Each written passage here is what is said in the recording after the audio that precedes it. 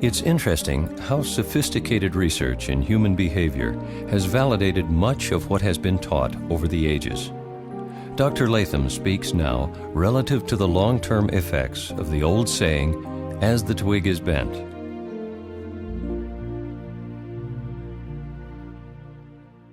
While visiting with a group of elderly people, a gentleman reflecting on his long life said, "I grew up in a family of 11 children. I was the black sheep of the family. I know I caused my mother much grief, and I knew every time I was being rowdy that I shouldn't be doing what I was doing. I thought of my mother every time.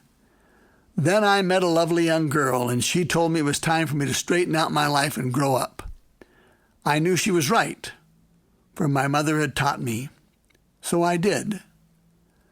My wife and I just celebrated our 50th wedding anniversary. We have a lovely family of 5 children, 13 grandchildren, and 10 great-grandchildren. I truly believe that if we are taught in our youth how we should behave, when we are old, we will not depart from it. After more than 3 decades of studying human behavior and the course it takes over time, I know that the reflections of this elderly gentleman are remarkably accurate. Here are 4 important points all parents must keep in mind as they tread the sometimes thorny path of parenthood. 1.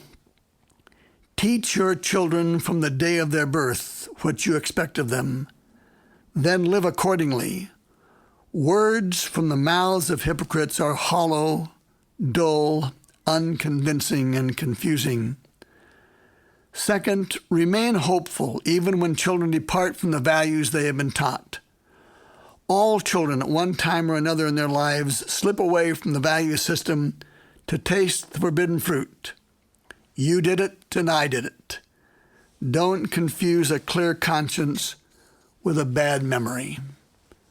3, allow circumstances common to growing up be your ally. We know that after adolescence, some very dramatic events enter the lives of young adults that it can have a remarkable effect on their lives. Whether it's meeting a lovely young girl, marriage and children, military service, or even something unpleasant or traumatic, such as a harrowing accident, chances are, like the prodigal son, the child will eventually come to himself, grow up, and straighten out his life. And 4, exercise unconditional love. When parents remain safe for their children to be around, again, like the prodigal son, those wayward children will arise and go to their father, mother, and family.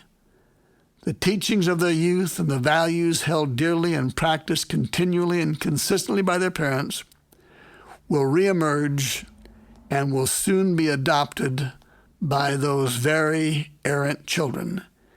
It is highly predictable.